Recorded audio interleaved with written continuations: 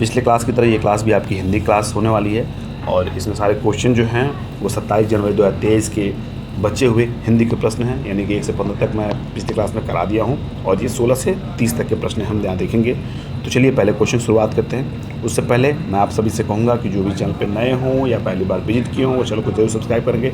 और एक जो है शिकायत है आप सभी से कि आप लोग चैनल को वॉच तो कर रहे हैं, क्लासेस वॉच कर रहे हैं, लेकिन आप चैनल को सब्सक्राइब नहीं कर रहे। तो प्लीज़ इसमें कौन सी ऐसी बात है, आप चैनल को सब्सक्राइब करें तो मेरे लिए एक मोटिवेशन का वो जरिया है। मुझे बहुत मोटिवेशन मिलती है आपके एक लाइक से, एक आपके सब्सक्रिप्शन थे, तो ज़रूर करिए उसको, ज़रूरी है, हर हाल में ज़रूरी है। वो एक फ़ीस के तौर पे आप मुझे सब्सक्रिप्शन और अपना एक लाइक दे सकते हैं। तो चलिए देखते हैं 16वें क्वेश्चन को। वे पुस्तक जिनमें शब्द न लिखे हों या बहुत कम शब्द हों, जो बच्चों के दृश्यात्मक चिंतन और अवलोकन कौशल में वृद्धि करती हो, उन्हें क्या कहा जाएगा? तो ए है चित्रात्मक पुस्तकें, बी है विश्वकोश, सी है मिथक और अनुश्रुति और डी है वास्तविक वस्तुएं। तो अभी हम 16वें क्वेश्चन की बात कर रहे हैं, तो इनमें ध्यान से देखिए। ये चित्रात्मक पुस्तकें क्या हो जाएगा इसका? चित्रात्मक पुस्तकें जो है इसका ऑप्शन हो जाएगा जो बोर्ड की तरफ से बताया गया है। फिर बात करेंगे 17वें क्वेश्चन की, जो दिया है तंत्रिका संबंधी विकार से हुई संज्ञानात्मक क्षति, जिसमें शिक्षार्थी अक्षरों और शब्दों को पढ़ पाने और व्याख्या कर पाने में असमर्थ रहते हैं तथा एक समान आकृति व ध्वनि से भ्रमित हो जाते हैं, इसे क्या कहा जाएगा? इसे क्या कहा जाएगा? तो देखिए पहला ऑप्शन आपका है अधिगम विकलांगता, अधिगम प्राथमिकता, अधिगम शैली, अधिगम मित्रता। अधिगम विकलांगता कहा जाएगा। क्या कहा जाएगा? अधिगम विकलांगता कहा जाएगा। क्या कहा जाएगा? अधिगम विकलांगता।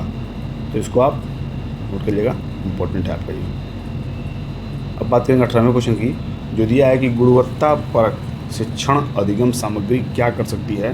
तो ए आपका है अध्यापक को भाषा सीखने में मदद करती है, बी आपका है शिक्षार्थियों को भाषा अर्जित करने में मदद करती है और सी आपका है शिक्षण अधिगम प्रक्रिया को सुगम बनाती है और डी है मनोरंजन का स्रोत है।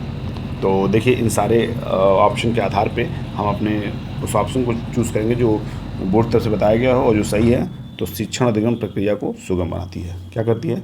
शिक्षण अधिगम प्रक्रिया को सुगम बनाती है। यही इस क्वेश्चन का ऑप्शन हो जाएगा। अब बात करेंगे 19वें क्वेश्चन की, जो दिया है कि वे शिक्षण सामग्री जो कुछ निश्चित कौशलों जैसे पठन, श्रवण, उच्चारण आदि के लिए उन्हें क्या कहा जाता है? तो पहला है कौशल आधारित शिक्षण सामग्री, बी है श्रवण भाषिक शिक्षक सामग्री, सी है ज्ञान विषयक शिक्षण सामग्री और डी है कक्षाई शिक्षण सामग्री। तो देखिए जितने ऑप्शन मैंने बताए हैं इनके आधार पर आपको सही ऑप्शन चूज़ करने हैं। तो श्रवण भाषिक शिक्षक सामग्री जो है आपका ये सही ऑप्शन है और बोर्ड की तरफ से ही बताया गया। 20वें की बात करेंगे, तो दिया है कि वे कौन सी त्रुटियां हैं जो बच्चे सामान्यतः तब करते हैं जब वे किसी स्वर या व्यंजन का उच्चारण नहीं कर पाते हैं, जब वे तेज़ी से वाचन करते हैं और किसी विशेष अक्षर को कहने में कठिनाई का अनुभव करते हैं, तो यह उनके स्वनिम स्तर को प्रभावित करती है। तो क्या करती है? ये सभी जानते हैं, उच्चारण। जब किसी चीज़ को पढ़ नहीं पाते हैं तो वो उच्चारण ही उनका नहीं कर पाते हैं। यही इसका सही ऑप्शन हो जाएगा।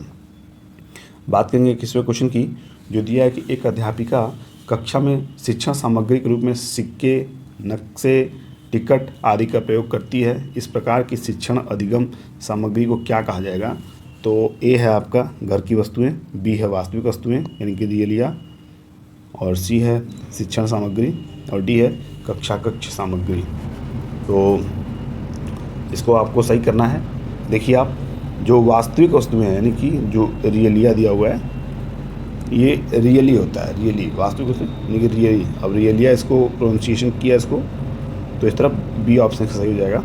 बात करेंगे 22वें की, तो दिया है कि वे विद्यार्थी जो शब्दों में किसी अक्षर को छोड़ने जैसी वर्तनी संबंधी गलतियां करते हैं वे किससे ग्रस्त हैं? तो ये आपका है गति आब्लिक संचालन विषयक विकलांगता, बी है आपका संरचनात्मक विकलांगता, डी है वाक क्षति और डी है अधिगम विकलांगता। तो ध्यान से देखिए, अभी हम लोग चर्चा किए हैं अधिगम विकलांगता, इसलिए मैं कहूँ कि उसको इम्पॉर्टेंट है, तो ज़रूर इसको भी आप लोग इम्पोर्टेंट कर लीजिए। ये भी आपका इम्पोर्टेंट है। बात करेंगे 23वें क्वेश्चन की, जो दिया है कि एक अध्यापक ने महसूस किया कि एक विद्यार्थी बोलते और लिखते समय लगातार कुछ गलतियां करता है, जैसे कि वाक्य है क्योंकि तुम संघर्ष कर रहे हो। इस वाक्य को वो इस प्रकार बोलता है, संघर्ष की स्थिति में तुम्हें क्या करना चाहिए। इस प्रकार गलतियाँ क्या कहलाती हैं? जैसे वाक्य को ही अर्थ आपका सेम निकले लेकिन सेंटेंस जो है घुमा दे, तो ऐसी गलतियों को क्या कहा जाएगा? तो कोश विषयक कहा जाएगा, या वर्तनी, या संरचनात्मक, या स्वनिम, या ध्वन्यात्मक। तो देखिए संरचनात्मक क्या हो जाएगा? संरचनात्मक मतलब समान रचना रहेगी।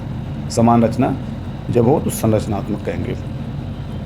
24वें क्वेश्चन की बात करेंगे तो दिया है किसी नवीन कोश विषयक या संरचनात्मक अवधारणा को स्पष्ट करते समय संवादों के लिए किस प्रकार की सामग्री का प्रयोग किया जा सकता है? तो ए है पाठ्यपुस्तक, बी है विश्वकोश, सी शब्दकोश, और डी वास्तविक वस्तुएं यानी कि रियलिया। तो ध्यान से देखिए अपने डी ऑप्शन को, वास्तविक वस्तुएं क्या हो जाएगा? वास्तविक वस्तुएं। फिर बात करेंगे 25वें नंबर क्वेश्चन की। दिया निम्नलिखित में से किसे बच्चों के साहित्य की श्रेणी में नहीं रखेंगे? तो ए आपका है चित्रात्मक पुस्तकें, बी है विश्वकोश, सी है मिथक और अनुश्रुति, और डी है इतिहास के नायकों की कहानी। तो क्या हो जाएगा? आप देखिए इसको विश्वकोश हो जाएगा। क्या हो जाएगा? विश्वकोश को बच्चों के साहित्य की श्रेणी में नहीं रखेंगे, बाकी तीनों आप रखेंगे या रख सकते हैं। 26वें क्वेश्चन की बात करेंगे तो दिया है कि भाषा संबंधी गतिविधियों के चयन के मानदंड क्या हो सकते हैं? तो ये आपका है अभ्यास के लिए पर्याप्त कार्यपत्रक यानी कि वर्कशीट, और बी है आपका प्रतिदिन शब्द भंडार और वाक्य, सी है आपका सीखने योग्य विस्तार और शिक्षण योग्य, और डी है आपका भाषा के नियमों पर केंद्रित। तो इन सभी के आधार पे हम सी की बात करेंगे। दिया है कि सीखने योग्य, विस्तार और शिक्षण योग्य। इस तरह आपका यह ऑप्शन जो है 26 का सही हो जाएगा। अब बात करेंगे 27वें क्वेश्चन की, जो दिया है कि किसी बच्चे के आत्मकेंद्रित वाचन से क्या तात्पर्य है? तो क्या तात्पर्य है? पहला देखिए, बच्चे यह मान लेते हैं कि दूसरे लोग बिल्कुल वैसा ही सुनते हैं और महसूस करते हैं जैसा कि वे करते हैं। और बी की बात करें तो दूसरे लोग उतना ध्यान नहीं देते हैं जितना कि बच्चे देते हैं। सी की बात करें तो बच्चे यह मान लेते हैं कि बच्चे की अपेक्षा दूसरे लोग अनिच्छुक हैं। और डी है दूसरे लोग बच्चे की अपेक्षा अधिक ध्यान देते हैं। तो आत्मकेंद्रित वाचन से क्या तात्पर्य है, इसको बताना है। तो ए वाले ऑप्शन को हम देखेंगे। बच्चे यह मान लेते हैं कि दूसरे लोग बिल्कुल वैसा ही सुनते हैं और महसूस करते हैं जैसा कि वे करते हैं। यही आपका आत्मकेंद्रित वाचन का बच्चों द्वारा सोचा तथ्य है। अब 28वां क्वेश्चन है कि चॉम्स्की ने प्रतिपादित किया है कि मनुष्य के पास है क्या है? मनुष्य के पास, अब यहाँ देखिए जो मनुष्य के पास है जो है यहाँ पे आपका डॉट है। मनुष्य के पास है जिसके रहते बच्चे भाषा अर्जित करते हैं और प्रयोग कर पाते हैं। क्या कर पाते हैं? क्या है मनुष्य के पास? भाषा अर्जन उपकरण, सार्वभौमिक व्याकरण, बोधगम्य निवेश व्याकरण और संप्रेषणात्मक व्याकरण दक्षता। तो देखिए आप क्या है? भाषा अर्जन उपकरण। चॉम्स्की का मानना है कि मनुष्य के पास भाषा अर्जन उपकरण जो है यही है जिसके रहते बच्चे भाषा अर्जित करते हैं और प्रयोग कर पाते हैं। अब बात करेंगे 29वें क्वेश्चन की, जो दिया है कि उपचारात्मक शिक्षण किसे कहेंगे? तो ए आपका है शिक्षण के लिए तैयारी, बी है यादृच्छिक प्रक्रिया, और सी है आपका प्राथमिक स्तर के अध्यापकों हेतु शिक्षण कार्यक्रम, और डी है आपका व्यवस्थित प्रक्रिया। तो क्या हो जाएगा आपका सही? व्यवस्थित प्रक्रिया। क्या हो जाएगा? व्यवस्थित प्रक्रिया।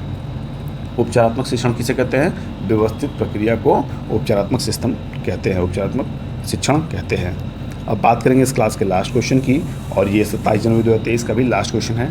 यह है कि एक 12 वर्षीय बालिका अनेकार्थी शब्दों के प्रयोग से बहुत आनंदित होती है, उसका यह आनंद क्या संकेत देता है? तो ए है विमर्श की भाषा की जागरूकता, बी है अर्थगत झुकाव, सी है निगमनात्मक तार्किकता, और डी है मानसिक अवरोध। तो ध्यान देखिए, विमर्श की भाषा की जागरूकता, यही इस क्वेश्चन का सही ऑप्शन है। तो मैंने इन सारे क्वेश्चंस को आपको करा दिया, और इन सारे क्वेश्चंस को आप टोन डाउन कर लीजिए, इनको तैयार करिए। 20 अगस्त के लिए आप मेंटली और फिजिकली दोनों रूप से प्रिपेयर रहिए। मैं आपसे कई बार कह चुका हूँ कि अपने पेपर से पहले खुद को प्रिपेयर करना भी बहुत बड़ी चुनौती है। आपके पास जितने क्वेश्चंस हैं उन पे अभी आप कमांड रखिए।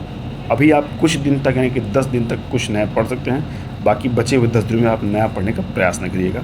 एक आध दो क्लास में ऐसे लाऊंगा जिसमें आपको कुछ स्ट्रेटजी में बताऊंगा कि कैसे पेपर को आपको अप्रोच करना है अपने क्लास के अंदर। तो चलिए, ये सेशन ये समाप्त होता है, और मेरी ढेर सारी शुभकामनाएं आपके साथ हैं। पढ़ते रहिए, स्वस्थ रहिए, मस्त रहिए। मिलते अगले क्लास में, तब तक के लिए बाय बाय, टेक केयर।